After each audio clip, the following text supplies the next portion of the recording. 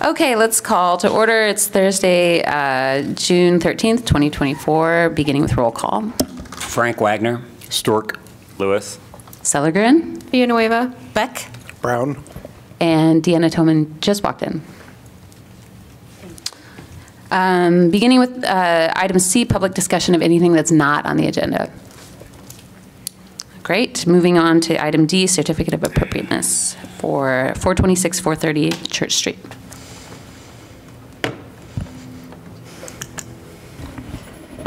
Okay, 426 and 430 Church Street are in the Goosetown Horseman Conservation District here on the corner of Church and Van Buren. 426 Church Street is this house here. It had aluminum siding removed recently, so some of the photos are old, just an FYI. This is 430 Church Street, which had a long-term owner for a long time, and it has recently changed hands. The subject of the project is the shared garage, which is shown in between here. Here's another photo of it. The houses were built on a lot that used to extend all the way to the alley, and then it was divided in half north and south, and then it was divided in half east and west. They're both catalog homes, built about the same time, and they have a shared driveway and a shared garage. The problem with the garage is that it's 16 feet by 16 feet, and a legal parking spot is 9 feet by 18 feet. So it is too short to fit modern cars in. Since the 426 was purchased by the current owner, we've been talking about this garage. With the previous owner, there was no need for the corner property to have driveway or garage space. But eventually she was parking instead of in the driveway. She would have to park on the street, and it's a student area with a lot of problems with parking. And then this property changed hands. And so now both property owners are interested in being able to park on their property so that they don't have to park on the street. We've been working through this for a long time, partly just because it was slow, but I would say like a year. And we were trying to figure out ways first to save the garage.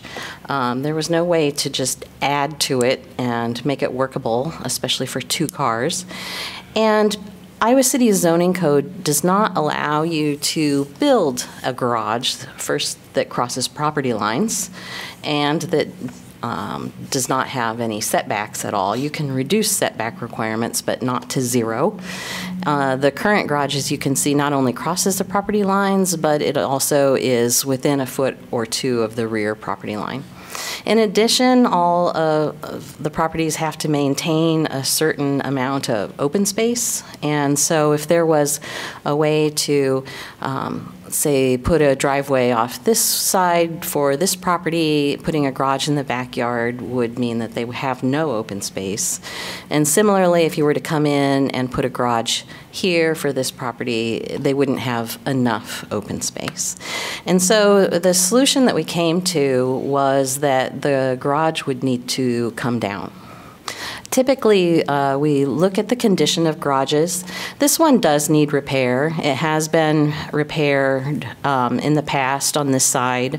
The doors are beadboard with the framing on the outside, and garage doors can be replaced. They can also be repaired. The garage itself is not beyond repair to the point where we would just take it down normally, but in this case, it is the only way to allow both of the properties to have a place to park. Here's some more pictures of the garage. Here's some interior pictures, typical garage framing where you have studs and then the siding is equivalent with the sheathing. It's just the way they tended to be. So this is the current or existing site plan where they have the 16 by 16 building. The driveway, it does tend to be more on this side than this side, but that's just the nature of the property lines. And then the proposal is to take that down and have a parking pad on each side. They do plan to separate it by 6 inches. We're not really sure exactly why they plan to do that. There are some code requirements that you don't have water that drains from your property to another, so it's possible that that might help with that, but we're assuming it's going to be a little gravel strip anyway. Sometimes when driveways are on the property line, it's also required to curb them so that the water does not run onto the adjacent property. In this case, it would be difficult for either vehicle to really get from the shared driveway and the apron into the space if it was really curbed. So this would just become a parking pad in this area. Let me see if I had anything else I needed to add.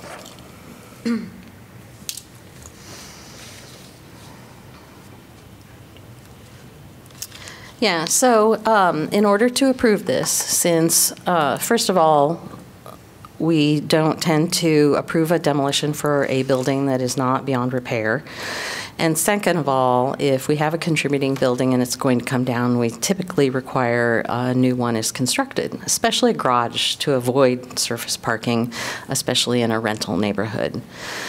That is not possible with this project. And so staff does recommend that the commission approves it so that they can have parking, and it would need to be approved through the use of an exception. So here are the guidelines related to it: site and landscaping, providing parking behind the primary structure, so at least they'll be doing that. We don't have a new driveway, they're using the same, but this just talks about driveways being 8 to 10 feet in width, which that one actually does comply with, and driveways typically from an alley if possible, but there's no alley here. Here is the guideline section about demolition, retaining historic garages, designing replacement garages again. And so the recommended motion is to approve the project using an exception for the uncommon situation of very small lots with a shared driveway. Okay, do we have clarifying questions from the commission? Can you show back the previous page? So, yep, the next one, forward. Nope, forward. Forward, yeah, right there, thanks. So limitations on what can be where a garage can go and all that fun stuff are not the same for parking pads? Is that correct? Because you say you've like pretty close to the line still. I just am wanting to. Right, just concrete on grade, it can be closer. Gotcha.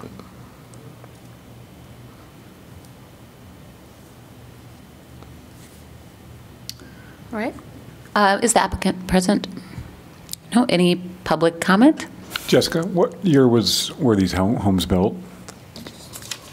1924 about. And you said they're catalog homes? Yeah. And they're very similar. They, maybe they were built even by, the one person who built both of them and either rented or sold them. I don't know. That's common. Would they be allowed to put any type of covering over these parking pads later down the road? No, they would not be able to have a carport.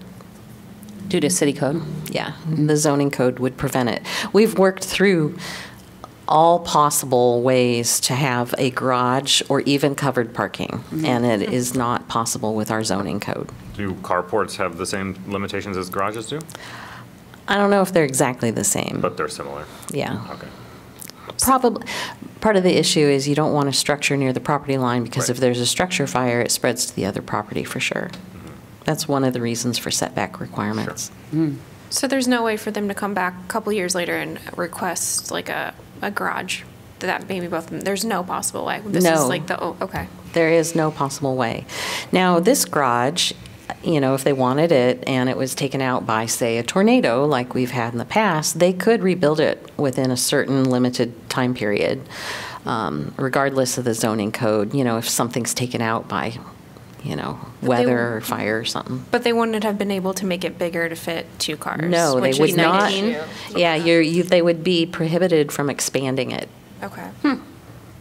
And that, because we had looked at those options too. I mean, could we literally add weird little bump outs so that they could come in and park like that? I mean, we looked through everything. Or only partially close the door.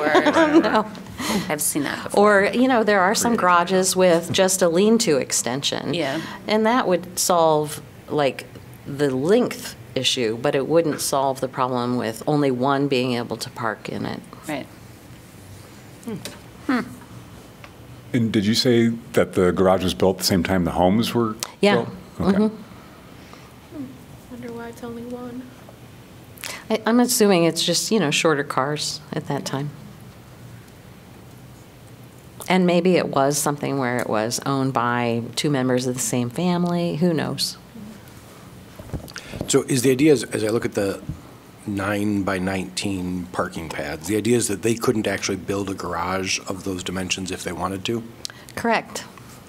That's wild. They would have to be set three, well, it Just depends do on the that. distance, but at least 3 feet off the property line in between on each side, so that's 6 So feet. It just would, it just the dimensions of the lot and where the houses sit don't allow it. Right. Yeah. Yeah, there's no way to build a garage on either of these lots if That must- the garage comes down. Must be very frustrating. Yeah. Okay. Have we had enough information? Okay. Would somebody make a motion, please? Wagner moves recommendation. Staff recommends, how do I read this? Killing it. Yeah. Move to approval of a certificate of appropriateness for the project at 426 and 430 Church Street as presented in the staff report, using an exception for an uncommon situation. Do we have a second? All right, any discussion? It really is an uncommon situation. I feel bad because the garage, it reminds me so much of mine, but of course it's my own garage. Yeah. So, yeah, I'm it's kind of curious unusual. if they are planning on like just fully demolishing it, or if they're going to put it up on Craigslist. I always ask this about Yeah. garages because I need one. Oh, yeah, I don't know. Okay. You can send them a letter. I'll check, I'll be checking the free shelf on Craigslist. Somewhat curiosity, do we know how common this is in our districts? We have a few shared garages. All of the other garages that I personally know about are of a size where 2 cars can actually park in them. Some of those are built kind of like 2 garages that are connected by a roof. Some of them, there was one in the 800 block of Ronald Street that it was one big building that was open in the middle, but they recently built a wall down the middle so that they have 2 separate spaces. Often, the shared garage is saved for the same reason, because it's not possible to build another or 2 different other garages on those lots. This one is just unusual because it's not big enough to park in. Okay. Thanks. All right. I think we could vote. There's no changes. All in favor? Aye. Opposed? All right. Number 2, 728 Ronald Street. And I apologize, some places it might say 726, because originally I thought that might be the address, and it's changed. So, Okay. if you see 726, it's just an oversight. So this is in the Brown Street Historic District, located here. Previously, the property had been divided, and the student-built house was built on the western lot, and so this is the house for the eastern lot. I did not put all of the guidelines on the slides, just because there's quite a few, and so they're in the packet. But one of the important parts of a new construction in a district is choosing a style. And so the Foursquare style, hold on, I'm sorry, I'm looking at something. That's weird. The Foursquare style was chosen partly because of the fact that there are so many in the neighborhood. If you stand in front of the house and look to the east, you have all of these houses in a row that are all 4 squares, so it's definitely prevalent in the neighborhood. There's quite a variation between them. You know, your basic 4 square is generally cube-shaped, often slightly rectangular with a hip roof, and then a regular pattern of windows basically in each corner of the square.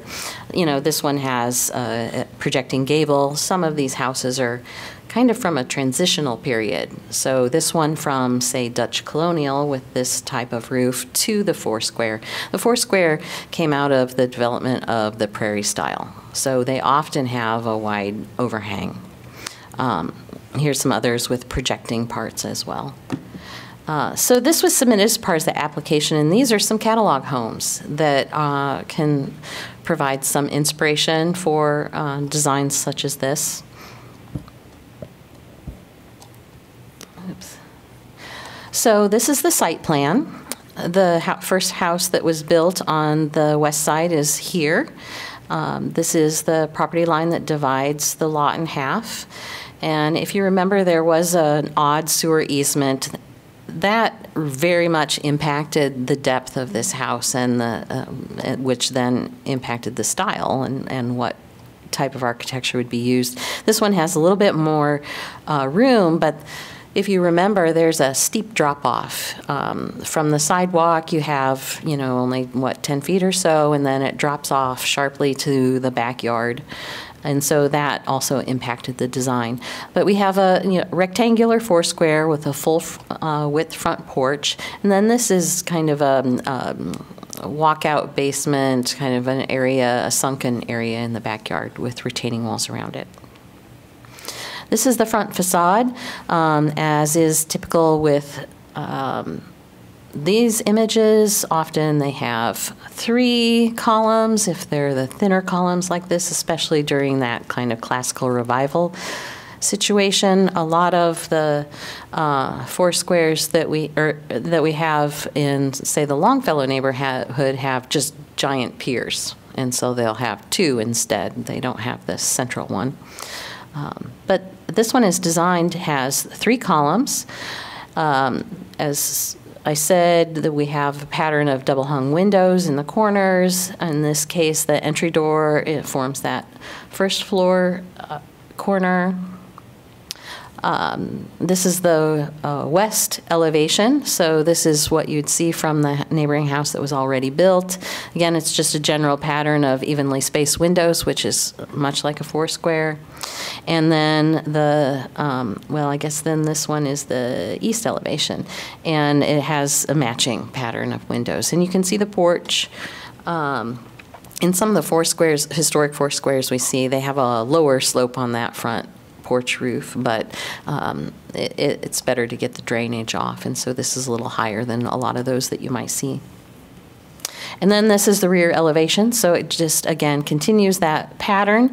And then you see the area in the foundation. This is a door that we're cutting through grade at this point, and you can kind of see what the stairs look like going down away from you. And the door, the retaining wall will require a railing along it because it'll be greater than 30 inches, and people could walk by it. This is a window that's in the wall here to provide egress to a bedroom. And here's the plan. So we have the basement plan. Here's where it walks out, and there's the steps up to grade. So this is the sunken patio area. A couple, well, there's a bedroom, bathroom, mechanical and stuff down here. On the first floor, you have the main entry with the dining. The kitchen is in the middle here, living and bedroom and bath. The stairs come up in this corner. Not sure which way. And so they come up this way. So this is just kind of like a, I don't know, a reading nook kind of area at the top of the stairs. It kind of provides a little better accessibility around the stairs there too. And then a series of bedrooms and a bathroom. So this is the plan. The Housing Fellowship that owns the property has a goal to be able to house some larger families, and having this many bedrooms would allow them to do that. Also, just so you're aware, the building inspections and zoning code staff have noted that, they would not be able to turn the basement into an accessory dwelling unit. And so anything that might be kitchen-like is not there because it would not be able to be a separate living space. It would be just all part of the same living space. So with new buildings, we have the following guidelines. These are related to, how big the facade is. This one is just over half the limitation, so it's fine. This talks about the height of the building being 1.5 or 2 stories. The setback is consistent with the front setback that we had with the neighboring property. Adding doors and, basically having doors that match what we typically like to see on a historic building, a half light or a full light window, panels below. Using siding that is consistent. In this case, it would be a smooth LP product. It would have flat casing, which is typical. The windows have been submitted as part of the project as well, which is a window that we have approved before. And then front porches. So one of the issues we have is our guidelines do require that a new construction in a historic district is built at least, so the first floor is at least 18 inches above grade. We've had very few new constructions in a district. One of them that we had is a Habitat home over in the Dearborn neighborhood. It's a conservation district. We did require that the front porch on that house was 18 inches above grade. They were able to create their zero-step entry, which is required on all new constructions, at the back door, which was right next to the garage and would be the main way that the occupants of the home would enter the house. In the house that we moved, we also had to have a zero-step entry, yet we also had to make sure that the house was the same distance out of the ground that it had been before. And so we also did that at the back of the house by changing the grade and sloping a sidewalk. In this case, because of the fact that the lot slopes so drastically off in the back, it's not possible to have a zero-step entry into the main living space. It might have been possible to ramp down into the basement, but that's still not the main living space and where the kitchen and everything is. And so in this case, same with the property next door, they're creating that zero-step entry at the front porch. And so that does mean that an exception needs to be made to allow that. We didn't really talk about it with the first house. We kind of glossed over it. But it is something that you've approved before for that. And also just because the porch floor will be concrete. And our guidelines would have any new porch on any property be traditional porch construction. And so an exception would be made for having just a concrete slab on grade, basically, for the porch. And there's an exception in conservation districts. This is a historic district, so that's where the commission has to use an exception. This is just about the American Foursquare and the styles, the roof pitch, which they meet, the overhang, having a hipped roof. Often they have attic dormers or roof dormers, whatever you want to call them, but especially in those with a lower pitch roof, they sometimes don't, or they might have one or something like that. And so this one does not, partly just to reduce cost and complexity, since they do have students that are building it. Because we have many examples in town of Foursquares without roof dormers, staff finds this acceptable if you do too. Often symmetrical, having porches that extend the entire width with a hipped roof as well, which it meets that condition. There So one of the questions that they had was about the porch columns. And so the porch columns as drawn are considered like a round kind of classical revival column, more similar to the one on the left here. Because of ease of construction and everything, they would prefer to do a square column. There's a couple examples here. This one tends to be very simple with a simple capital. This one is much more elaborate and paneled. While this one is clearly a front porch with 3 columns, we do tend to see the paneled ones more often when we only have the 2 larger columns. Staff finds that it would be acceptable to do a square column. I did add some conditions to that just because we would want to make sure that they're sized properly. So the staff recommendation for this is that the door product information, which I don't think we've seen or I overlooked it, and the porch column design are reviewed by staff. Typically, a wooden square column like this, we basically want a post that's wrapped in cedar with mitered corners. It's the best way to make it as similar to historic columns as possible.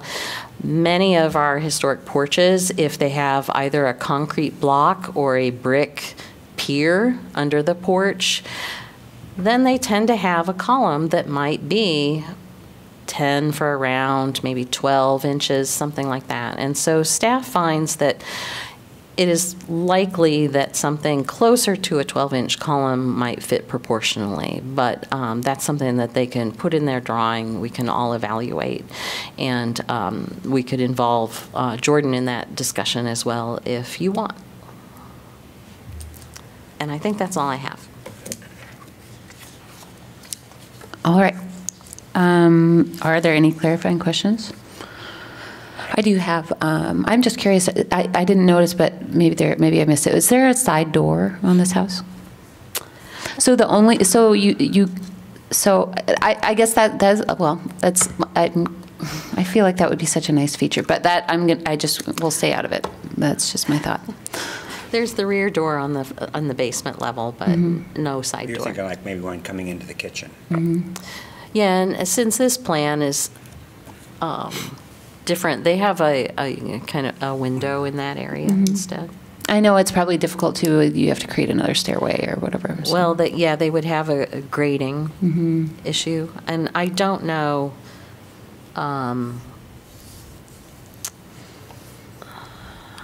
With the property Yeah, line. I don't know. You know, they would have difficulty if they had to make some kind of like a landing and stair because of the proximity of the property line. They would have a difficulty, you know, doors like that tend to have like an entry canopy over them. Yeah, I get it. I mean, it makes sense, but yeah. Jessica, could you go An back? entry canopy is something that they might want to consider adding over the back door somehow. I don't know. Could you go to the front view elevation? I know that it's not required because of the grade, but would you not want to put some sort of a porch railing or a panel, or just so it doesn't look so? It's not required because of the closeness of grade. I do believe that they considered that part of the, the accessibility, the ease of access to the home, not to have it. But I know they are here, so it could be talked about as well. You know, we have porches with railings and without. And, when we have a porch with a railing, it's either 24 inches tall or the height of the window sills on the first floor. And that it doesn't matter if it's like close to the grade or really far off the grade. It always fits that rule for some reason. It's not required here. At least with a round classical column, I would tend towards not having one. I thought if you did the square ones, maybe, but, it's just an aesthetics thing. Yeah, it does. It is, these are new construction, so they're not going to, they're more simple maybe, especially, you know, they're going to have basic trim. They're not going to have, you know, a special moment in their trim or, you know, something like that that you might find on a historic house in the neighborhood. And so, you know, maybe the fact that it is more simple without a railing might just fit Sure. the fact that it's new construction. Any more questions from the commission? All right. Would the applicant like to speak? I just want to thank you all for your work. The first house, we had the open house last weekend, turned out fantastic. Please drive by, take a look. Oh, yes. Can you sign in? Thank you Yes, so much, thank Sam. you. And I am Simon Andrew. I work for the Housing Fellowship. Very pleased with how the first house turned out. Can't thank Martha and GT and their teams enough. But just want to thank you all for considering, and we're excited to get the second one going. I did want to have one other comment because I did remember one other thing. Sure. So, where is it? The plan for the basement shows a window on this side, and it's not included in the elevation. So it would be located here because of the fact that we have already accomplished the required egress window on the bedroom on the back. We would assume that this is a traditional basement window size. That would also prevent them from having to put a window well into the side of the hill and the setback requirements that are involved with that. So I'm assuming that that's just going to be a typical horizontally vertical window. All right. Will somebody please make a motion? Oh, it's Just to respond to and some of the comments. Martha Norbeck, and these are my drawings. So everything you guys have mentioned, I've thought about. Like I tried the back door and the this and the that, and the railing adds cost and complexity. And the basement window, I was like, great, but then we have a 24-inch deep, you know, open web truss so that we can run our ductwork. Well, that means that basement window is suddenly 24 inches down from the water table. And then I was like, well, great, then we have to have a window well, and that adds so much cost and complexity. And we do have the door with the light and the egress window. I was like, let's just, so I didn't update the plan. Oh, so it's no window then. I think we're going to wind up with no window. Is once I started looking at the grading, and since we haven't, we're going to kind of figure out the grading on the fly, just because we're trying to merge the two houses. So even though it'd be great to have the extra light in there, I just don't know from a logistical standpoint that it's a great idea. We'd almost have to like do something to like scoot it up between the trusses and then do a funky ceiling. And I was like, that's way too complicated for a student build. So a lot of these decisions are being driven by cost, of course, for the Housing Fellowship, as well as the constructability for the students. So you add the railing, and we've already got the guardrail necessary for the entry in the back, and we had the stairs there and going up to the upper level, and then that just made the kitchen living room situation untenable by creating that access to that door. And so I wound up actually deciding to make that first floor, you've got an accessible bedroom, an accessible bathroom, that takes up a lot of space, and to make the living room and kitchen work in a way that actually felt like a place I would want to live. We got rid of the first floor back door, which saves the cost of the overhang over that exit, and then it also saves the railing and the landing at the top there. So all of these things that you're mentioning, I'm like, yes, I would love that. That'd be great. I would love that. I would love that. I would love that too. I would love lots of things that I can't afford. So that's how we wind up here. fair enough. Thank you. That back door did have a very, very long set of stairs. Oh, I'm sure. I'm sure. It was kind of like a bridge with stairs. Yeah. I'm just going to be brief. GT Car, general contractor, Schupel's Building and Remodeling. I just wanted to take the opportunity. I know we're talking about 726. I almost said 728, sorry. But Rarely, I've sat on that side. I know there's times, maybe not anymore, but when I was sitting where you are, that you don't get people coming and talking about positive things and how things turned out. I know we had some members there. We had 16 students from our high school. We're going to have a family that's a block away from Man moving in here. We've got affordable housing, LEED Gold certification, historic district. It's on the parade of homes. And oh, by the way, 16 kids built it, 20 years, hiatus from a student build. This is a lot bigger lift. We've got 26 students, kind of a co-constructor thing going on next year. We'll be the GC, but my favorite story, it's been on the parade, other than just seeing the kids and the turnout from the neighborhood and all of the positive feedback, is we had, because it's in the parade of homes, it's judged by other home builders associations, people in construction from Des Moines and Davenport coming. We're judged against the $500,000 homes and all of these things.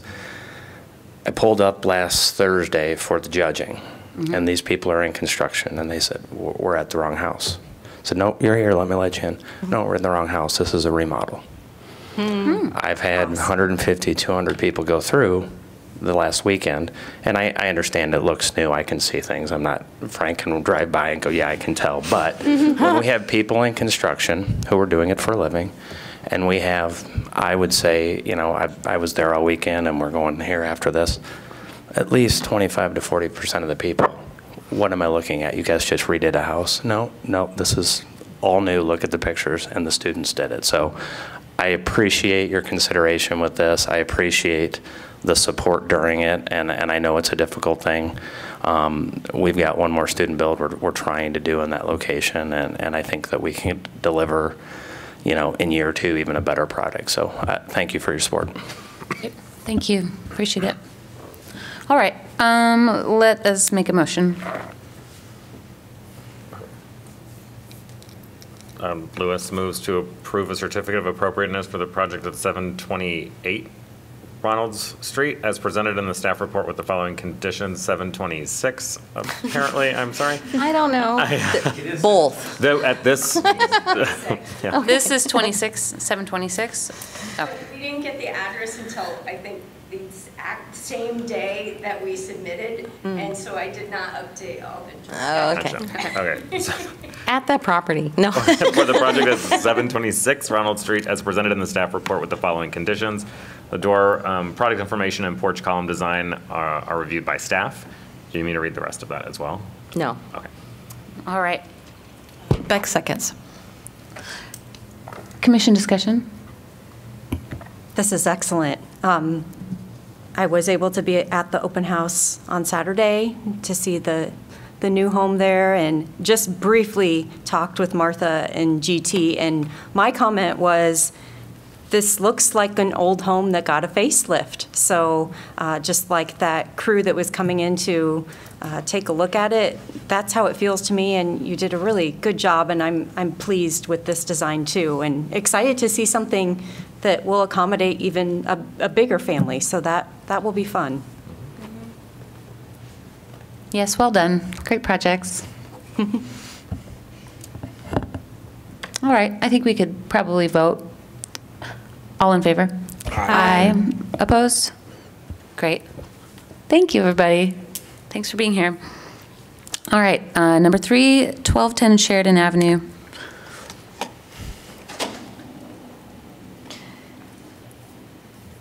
I admit that I reviewed this one in just a couple hours, so FYI on that. 1210 Sheridan Avenue is in the Longfellow Historic District, located here. And here's a shot of the house. Basically, it is a nice little minimal traditional.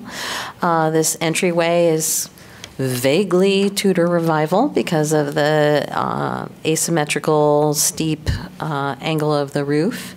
That and its lovely lap siding with the mitered corners is pretty much the only ornamentation on this home.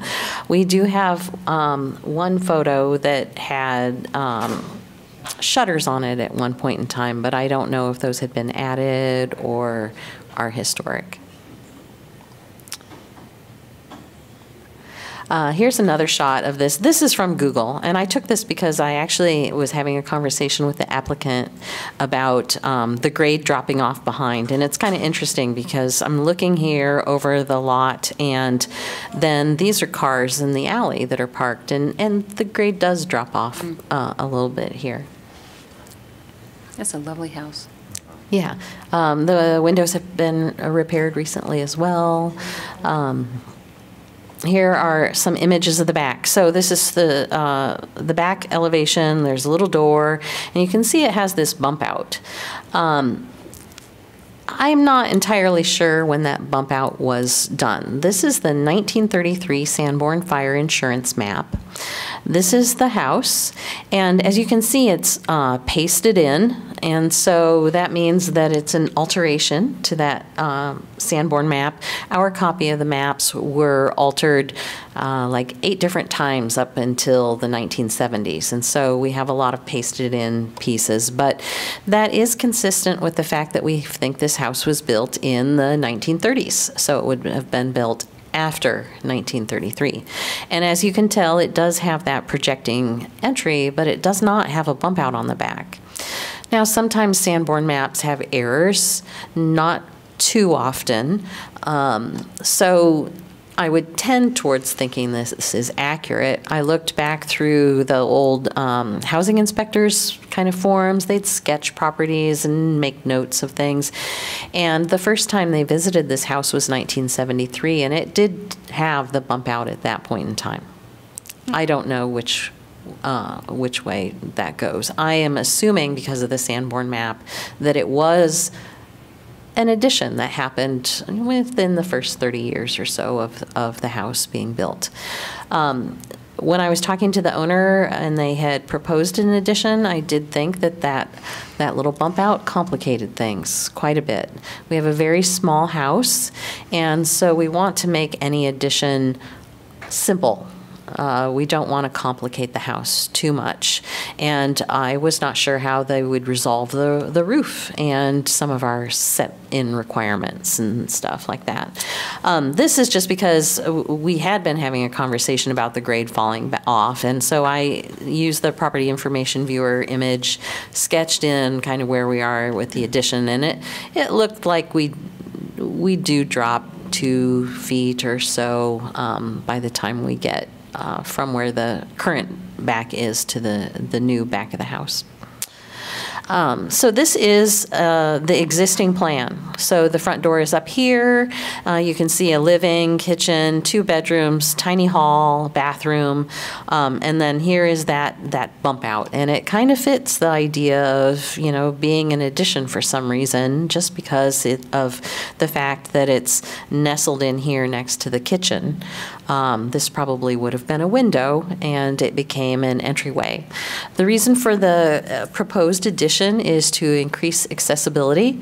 You know, if you were to come into this house and need to go to either of the bedrooms, you would have to enter into this small hallway with doors that don't allow for at least wheelchair accessibility and, you know, general accessibility. So the plan proposes, so here's where that addition was, or that bump out, and you can see that this wall is now gone. And they're adding an exterior door to the back of that addition. Here are the bedrooms that were in the original plan. And now this one's labeled closet. It will have the window replaced with a door that goes into a large bathroom that's accessible and a large bedroom.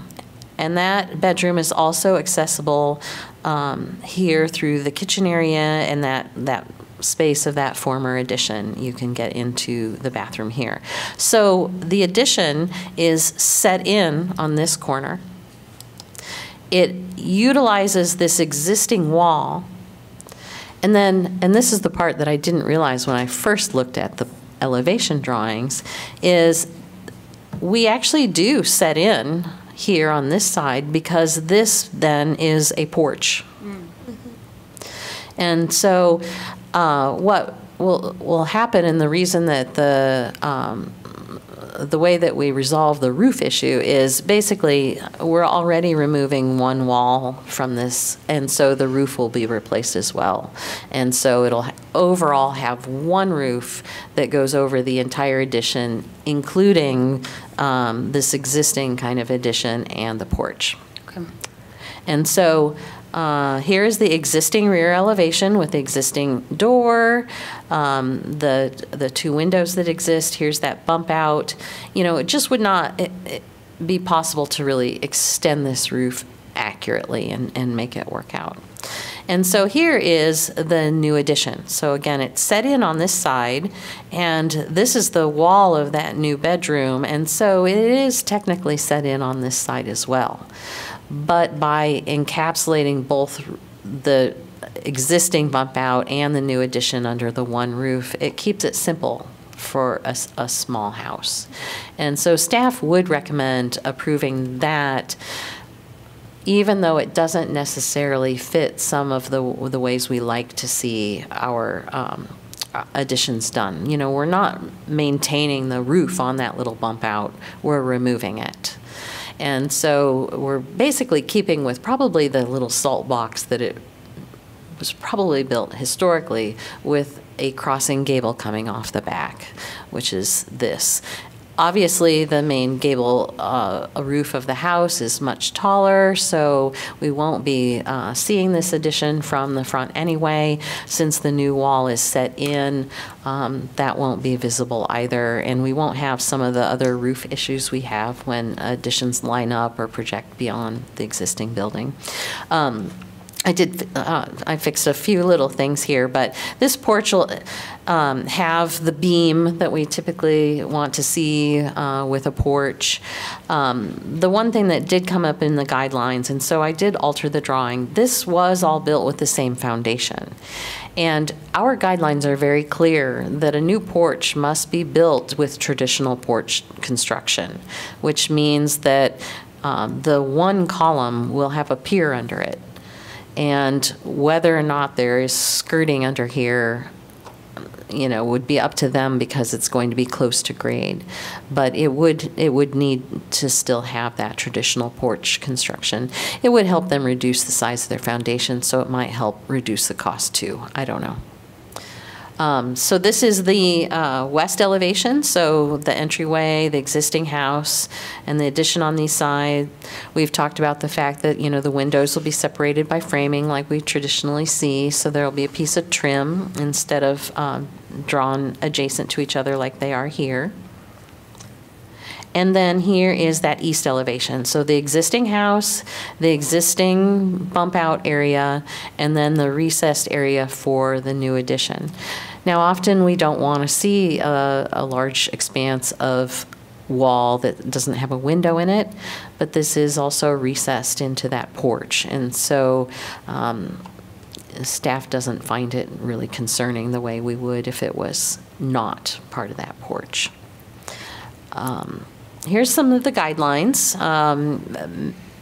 Doors trimmed to match other doors, preserving the original roof pitches and spans, and at least with that front salt box, the entry, all of that remains. Preserving the original walls and vertical corners that define the massing of a historic building. We are doing that. We are setting in from the northwest corner, and we are preserving the actual bump out. We're just not preserving the roof for that bump out. Adding windows that match the type and everything of the historic windows. Adding new windows in a location that's consistent. This does have a few more paired windows on the back. They are somewhat traditional in spacing, and so staff didn't find that concerning, but that's something that you can discuss if you'd like. So this is, you know, about additions. So we've set it in so we can distinguish between the historic structure and the new. We've matched, you know, the eave lines, the window sill and head heights, and those other horizontal lines on the building. You know, the siding will match. It'll need to be a lap siding that has mitered corners to match the historic house. The additions at the rear, of course, and it is also generally smaller than the house itself. The foundation will need to match. All of this is about just matching the other portions. Here is the area where, I guess in this case, it's if the space is 24 inches or greater, it should have skirting, but it's also kind of on the back. So with the stairs that access the porch on the one side, you won't see very much of it anyway. So the recommended motion for this project is to approve it. With the conditions that the porch follows the traditional porch construction, since the drawings didn't indicate that. Windows are revised as noted. Yeah, do you have an example of that? Well, you said about the. Oh, yeah, the spacing between. I was trying to remember what that was. I was like, wait. And then the door product, we don't have. Great. Clarifying questions? I'm curious, so we've got the porch that's at the back of the house. I'm wondering about the stairs. They're coming off to the side. I'm just curious, Jessica, your thoughts on side versus back? Yeah, and I think in this case, because we do have a slope and a change in grade, I would assume they made them come off the side and aim towards the front just to avoid a larger number of stairs.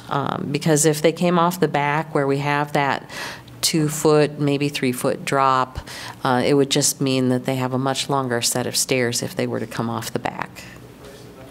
Are there any guidelines about having like a porch or stairs off the side? I'm just curious. I mean, not really that Okay. I can think of. You know, we require that the stairs, you know, they have closed risers and some other things that are a part of the design. But really, that's it. The only time we would really want a stair like on the back is if, you know, it was like a 2-story stair, you know, for sure. Something that's maybe not as historical. But if that is an issue for the commission, we could discuss it further. No, not for me. All right. Would members of, or the applicant like to speak? You don't have to, but No if you pressure. do, you have to come up and sign in. All right. Yeah, up to you.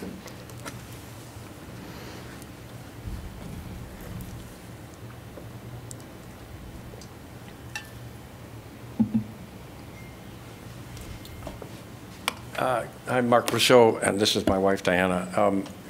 The whole purpose of this is that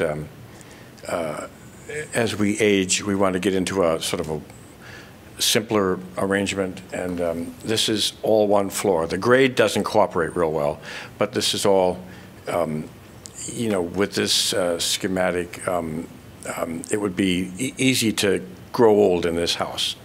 The reason the stairway is on the side is because there's a flat at the back of the existing bump out. There's a flat area of about 8 feet, and then there's a drop off of at least 30 inches, sloping more.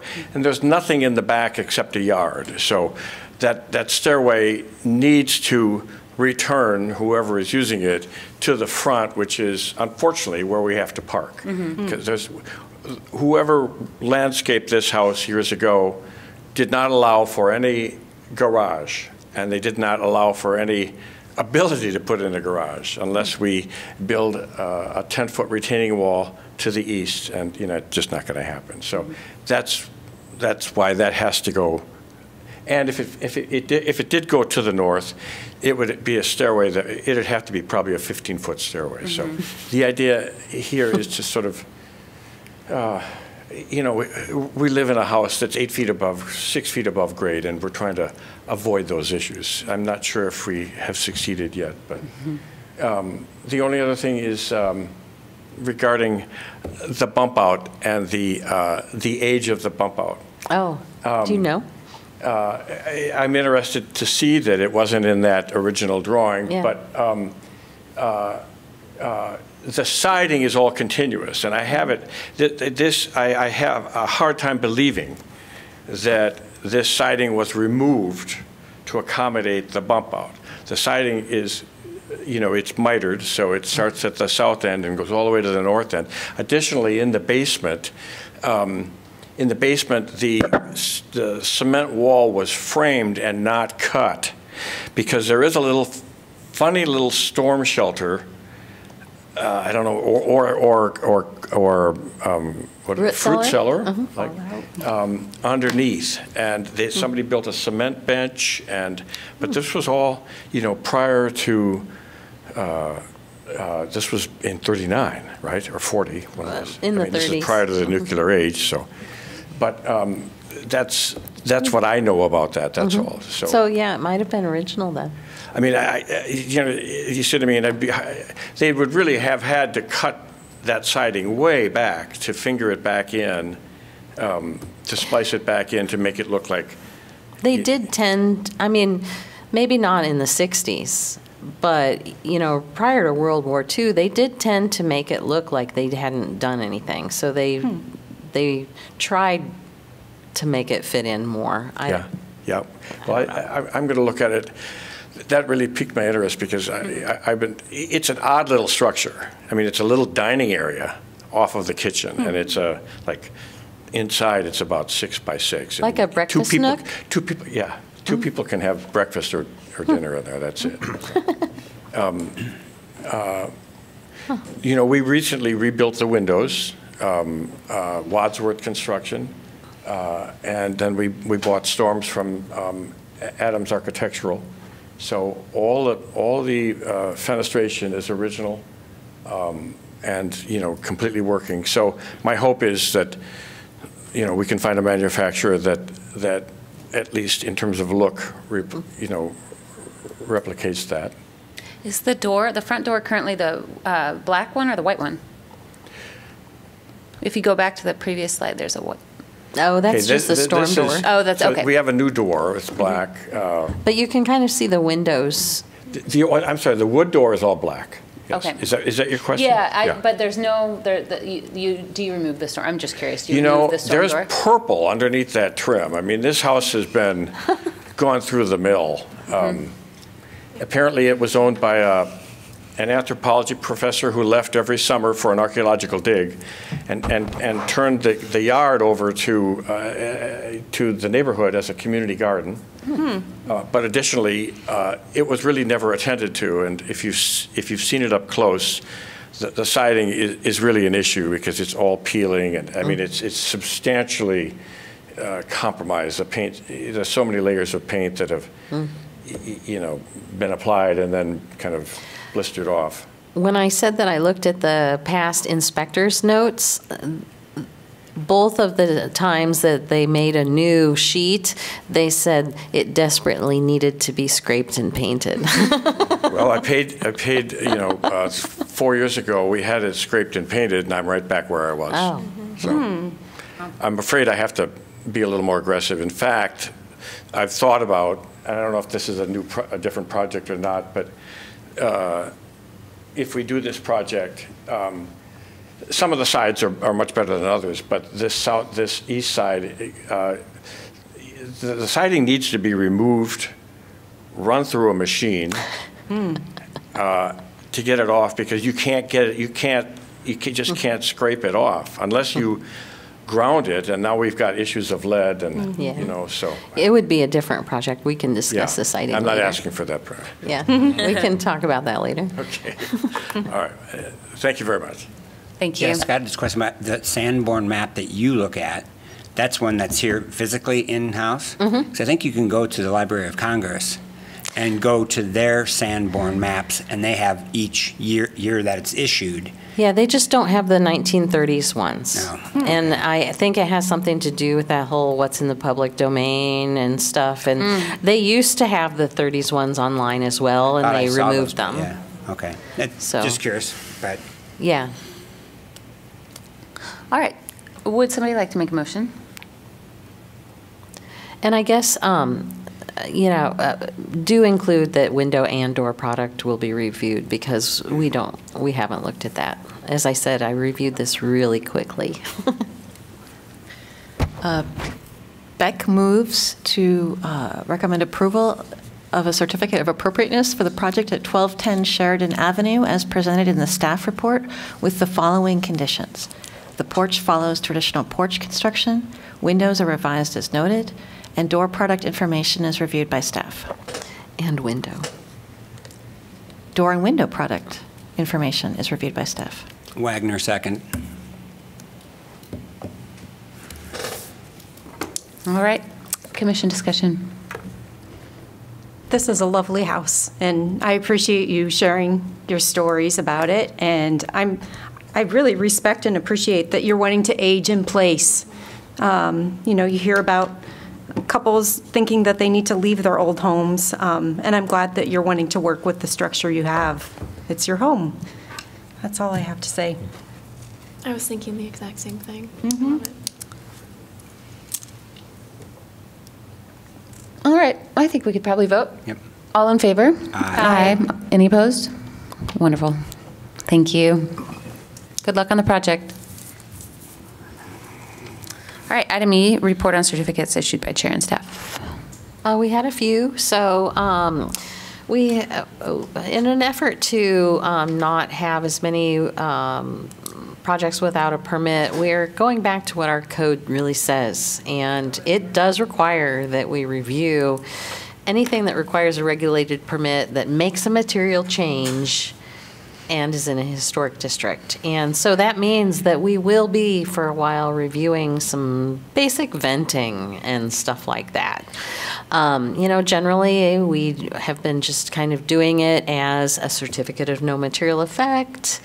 They tell us where it's going and what they're using, and as long as it's not in an impactful area, we are approving it. And so you will see some of those.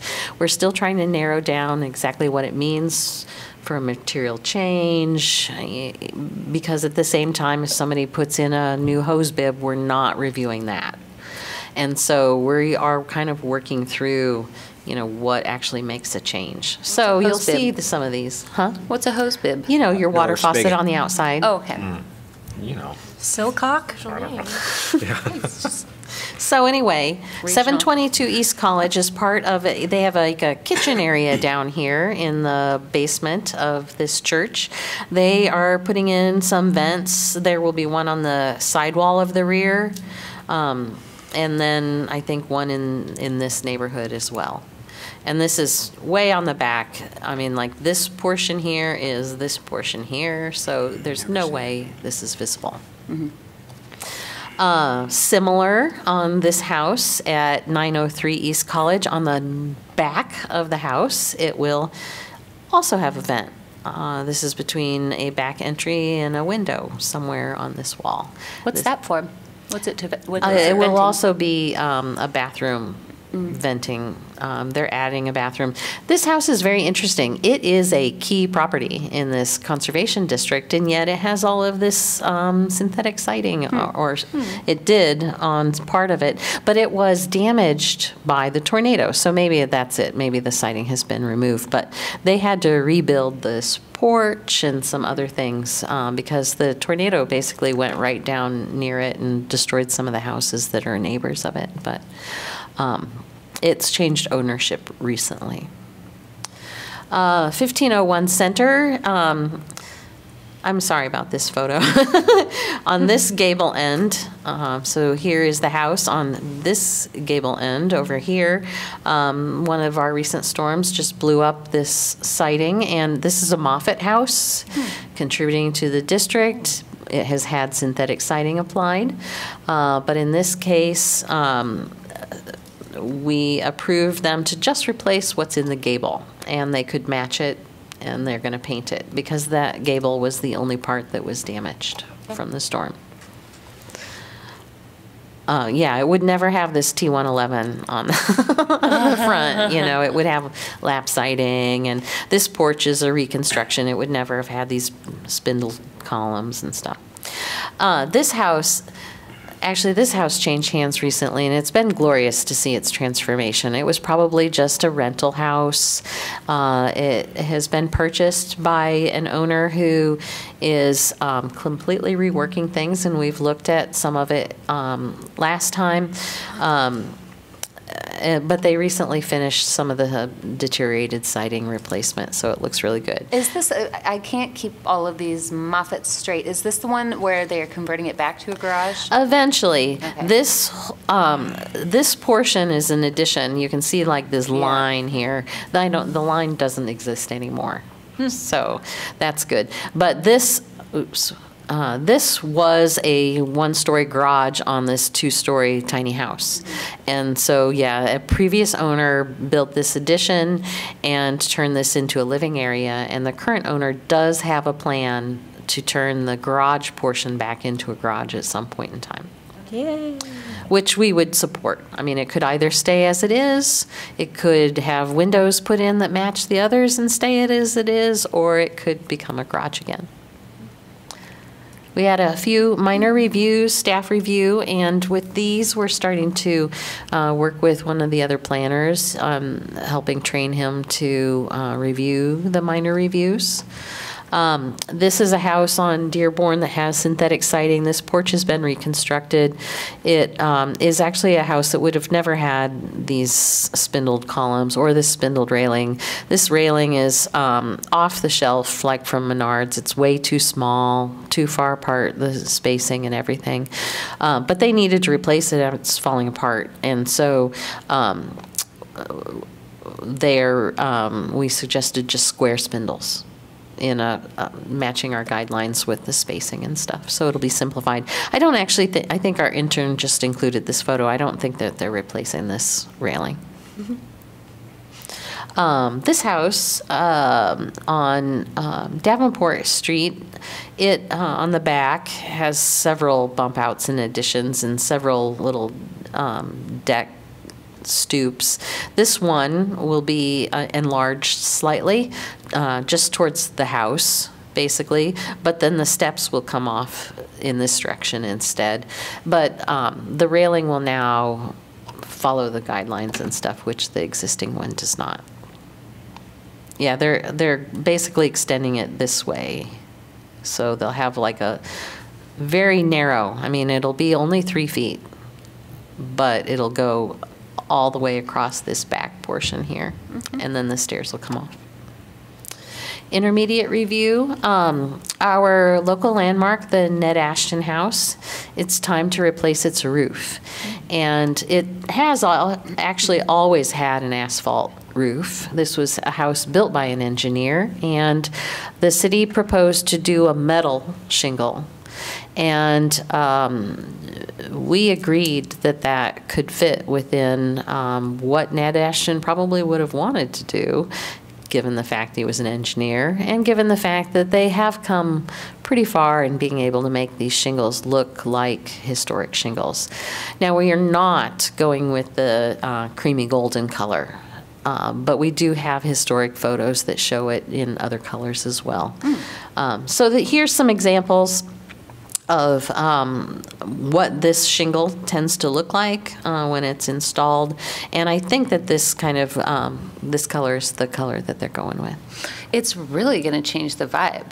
I mean, we talked the color about this, change, yeah. It's going to change the whole vibe. I ride my bike on that trail all the time. I'm going to like fall off my bike. And I did find, though, I found a picture with it with like a dark brown shingle. Okay. I found older pictures where it was kind of like that reddish gray weird color. And so it has apparently changed color multiple times over its history.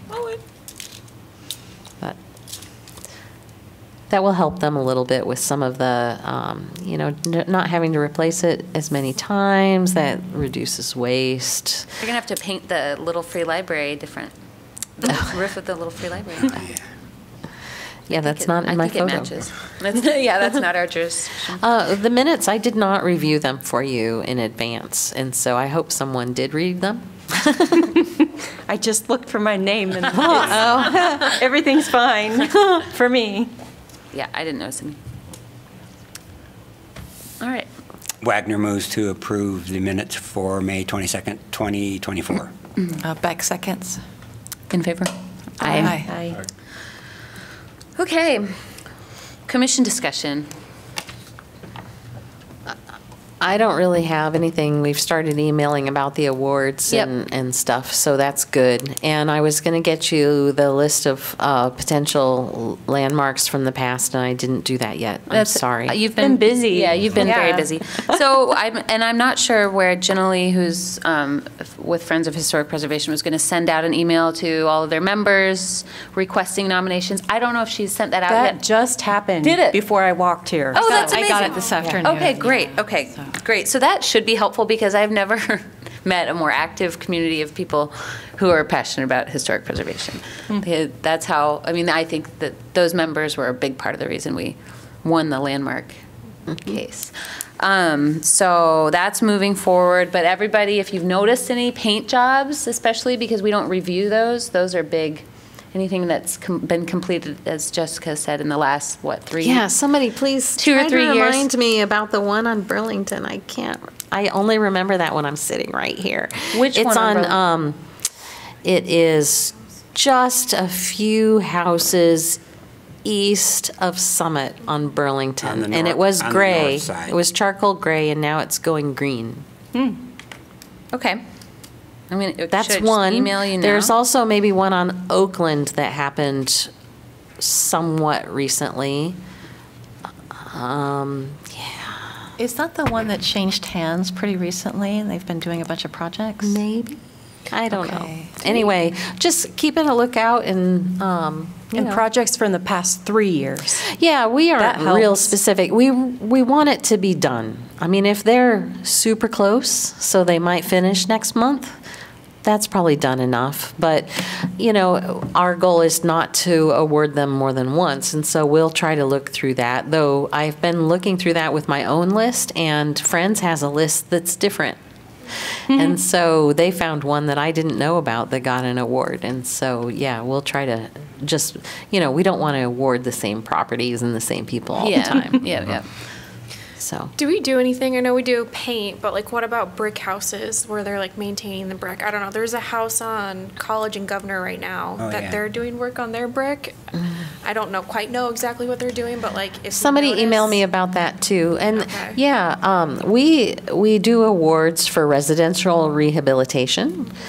So yeah, if somebody has a project that's rehab, which is basically anything on the exterior that's fixing, then we can give them that kind of award. We have stewardship awards. You'd want an idea that they really have maintained it for a very long time, over time, that kind of thing. But yeah, so just email me, somebody, please. But we do have a goal to have a lot of a good list by July. That's great. Yeah. The next thing we'll need to do is pick a date, find a location. That'll be the next most important thing to do. Okay. How was the forum? I was only there for a few hours, but it was very interesting. We got a tour of Mount Pleasant, and I have actually never appreciated Mount Pleasant before. I don't know if I've ever spent any time in the town square, and there are some really cool brick, like a large brick hotel on the corner of the square, and it was the first woman lawyer in the United States was sworn in one of the buildings that's facing the square. The first courthouse in Iowa was located in the square, which is now just a fountain. There's also Is that just where really quite Iowa interesting. Wesleyan? Yes. Yeah. Yeah. Which has So just the- recently closed. Right. It was But like they've the got oldest. a lot of old buildings. I think it was the oldest college west of the Mississippi or something like that. I don't know. Don't Yeah. quote me on it. Check the minutes Yeah. for next time. Yeah, I was there for 3 days and drove back and forth. It was super exhausting. I did a lot of tours, partly because I've been to many of these. I attended a session that was more geared to mid-century properties and what's historic and working with them, so there was that. One of the tours that I took had to do with the Underground Railroad, and what's interesting, a town south of that had a large Quaker population, and the Quakers felt that they were not beholden to the laws of the land, but beholden to higher laws. And so they helped the freedom seekers, is what they were called. And so we toured a house owned by a Quaker family where they had places basically below the floor where people could hide. And so, we saw those kinds of things. African Methodist Church.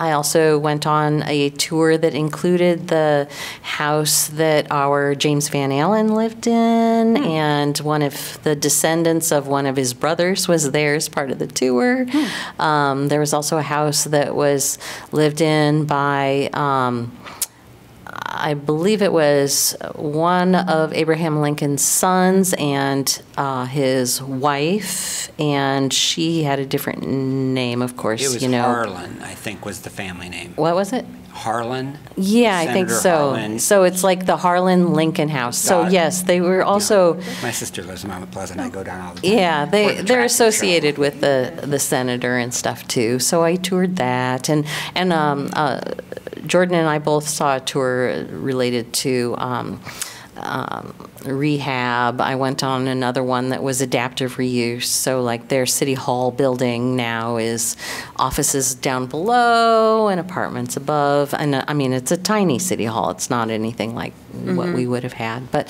yeah, it was a very good conference, and I got a couple notes for things that might relate to us too. And next year it's in Muscatine, which I think will be interesting. The Rivertown. Yep. A lot of Very brick. much. So the only other thing is, so we have commissioner elections, and who was already reappointed, wasn't it? Margaret, yeah. And then Noah is not going to be a commissioner anymore. And so this is his last meeting. And so at least from the staff point of view, I want to thank you very much for your service. It has been very good to have you on the commission. Well, I think you might feel yourself a dissenting opinion. Yes, exactly. That is a good thing to have. Yeah, no We do not need to be a unanimous voting body, and it's very valuable to have people like you who live in the district and know what's going on be on the commission. Thank you. I concur. Well, yeah, thank you, Jessica, for those kind words. And I've enjoyed my time on this commission and learned a lot. Maybe I'll be back. I think that happens. But Frank's a good Look example. at Frank, yeah. Look at him over there. so, yeah, thank You'll you. be watching online, of course. Absolutely. Very good, thank you. All right. Yeah, great. Jessica, I don't know, that thing about the Terrace Mound open house on Saturday, did you get that from? What? It's that house that I've been working on Highway 6. Oh. I thought she said she invited you people, I historic didn't. preservationists. Well, Highway 6, it's 5053, Highway 6 East, it's right across from Kinder Farm, 1873 house that we renovated, restored, is having an open house from 1 till 4 on Saturday. Cool. Come check it out. 5053. Yep, you can't miss it. It's got the big pond in back with the white swan swimming around in it. Oh, great. No, I missed that somehow. They send it to friends? I think they sent it to friends. But Yeah. it's gotten quite a good response. But Thank you, Frank. All right. No commission information. I assume that's usually looped in with discussion. Yeah. A move to adjourn? Villanueva moves to adjourn. Lewis seconds. All in favor? Aye. Aye. Thank you, everybody. Thank you, Noah.